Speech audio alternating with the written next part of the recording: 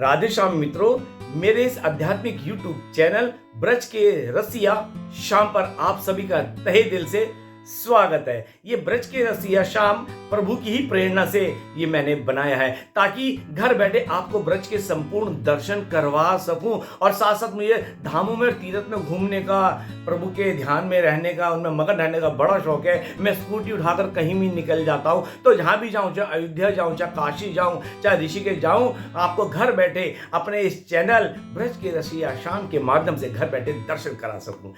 आज का सब्जेक्ट है कि अपने मम्मी पापा को मम्मी पापा ना बोलो वरना अपराध लगेगा, और जो बोलते हैं मम्मी और पापा अपराध लगता है। जी हाँ, बहुत ज्ञानवर्धक ये वीडियो होने वाला है, इसलिए जो भी भक्ति मार्ग पर अपने इस मित्र को पहली बार सुन रहा है, मैं अपना परिचय भी देना चाहूंगा। मेरे शरीर का परिचय है दीपक अग्रवाल, लेकिन मैं अपने आप को दास दीपक बोलता हूं। किसका दासानुदास? आप सब हरि भक्तों का दासानुदास, दास दीपक, तो आप मुझे दास दीपक भी बोल सकते हैं। और एक मेरा चैनल और है जिसका नाम है श्री हरि का दास दीपक।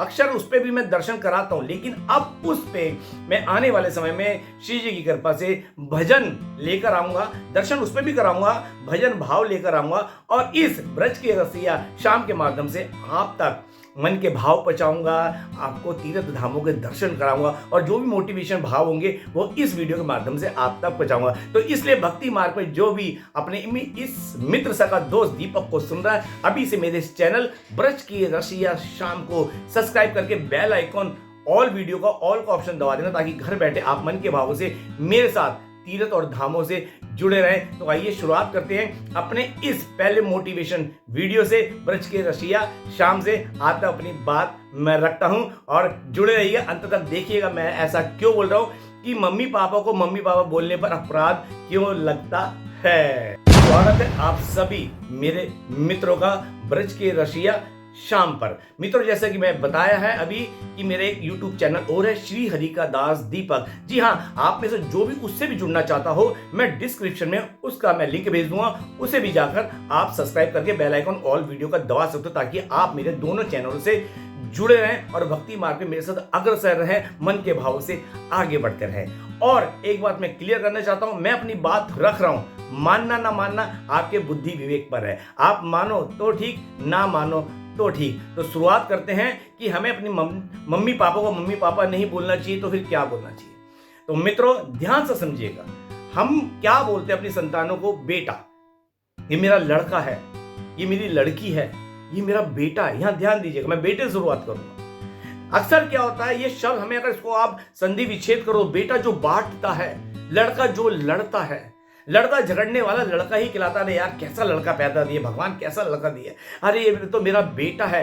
लेकिन बड़े होके वही बेटा आज कलयुग के हाव भाव ऐसे हो गए कि भाई भाइयों में टकरार हो गया। अपने घर से माता पिता को निकाल दिया था, भाई भाई जब तक ग्रह मिले तब तक साथ है, वरना अलग होके घर परिवार को ही बांट देते हैं। आज तो बहन भाई, जो बहन संपन्न है वो भी अपने घर का हिस्सा ले रही है। ठीक है, संविधान कहता है उसे लेना भी चाहिए, लेकिन मेरा ऐसा मानना, अगर संपन्न है तो नहीं लेना चाहिए, और अगर संपन्न नहीं तो भाइयों खुद अपनी बहन की मदद करनी चाहिए। ये मेरा ऐसी राय है। बाकी मैं खुद, अगर हमें संविधान कहता है कि माता पिता की प्रॉपर्टी में बेटी को बराबर हक है, हाँ जी वो हक है, और मैं संविधान का पालन करता हूं और उनकी इज्जत करता हूं, उन्हें लेना भी चाहिए। लेकिन ये आपके आंतरिक मामले हैं कि आप आप खुद संपन्न है तो आपको घर से हिस्सा लेना चाहिए नहीं, या आपको अपनी बहन को देना चाहिए कि नहीं, आपका इंटरनल मैटर है। फिलहाल घर घर में क्या क्लेश हो रहे हैं, चलो आप ले भी रहे हो उससे, तो भी आज के तारीख के अंदर कलयुग का ऐसा प्रकोप हो रहा है कि बहन भाइयों में कोर्ट में केस पहुंच गए, बहन बहनों में पहुंच गए हैं। ये कलयुग की सच्चाई है, मैं किसी घर की नहीं कह रहा, मेरे घर में भी कुछ ऐसा हुआ है और रिश्तों में भी ऐसा हुआ है, ये ऐसा चल रहा है। लेकिन कलयुग के प्रकोप से कोई नहीं बच सका, लेकिन वही बच पाता है जो हरि शरण में रहता है और जो राधे राधे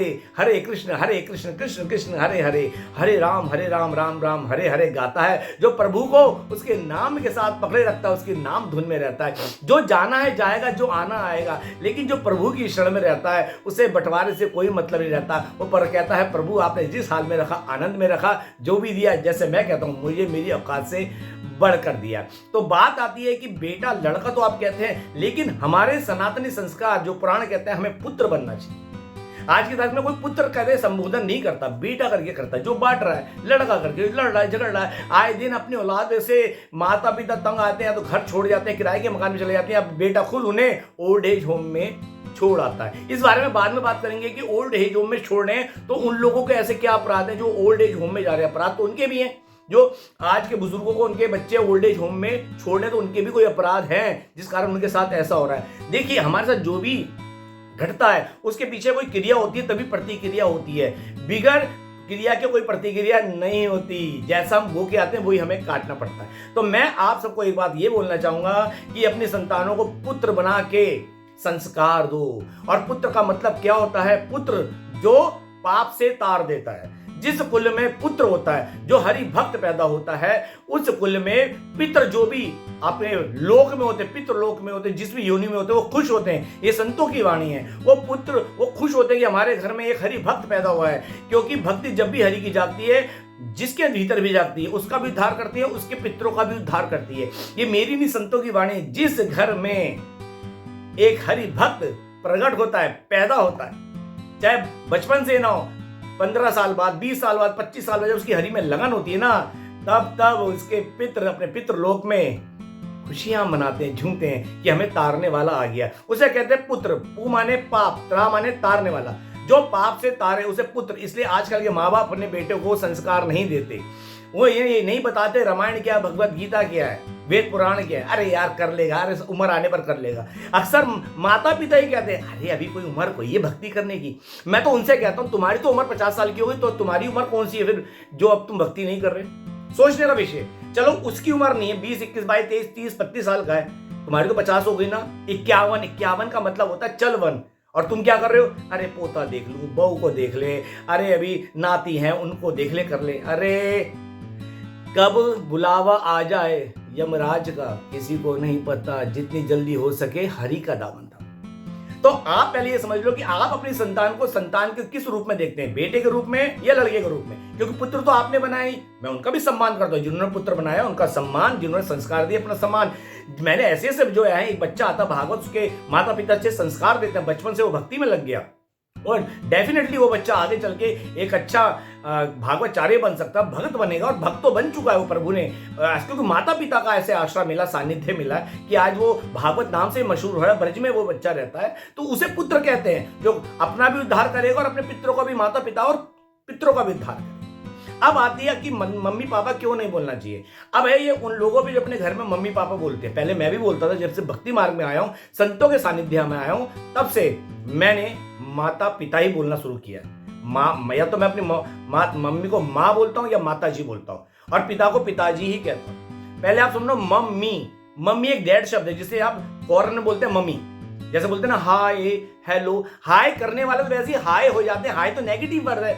आप पहले किसी काम से कभी आप करते हो हाय हाय, जैसे कितना गंदा शब्द लगता है। आप हाय करके संबोधन करते हो, पहले ही आप नेगेटिव हो जाते हो, पहले ही आप उसको धुतकार देते हो। फिर आप कहाँ संबोधन कर रहे हो? किसी को नमस्कार करने का संबोधन नमस्कार से होता, हाय से नहीं होता।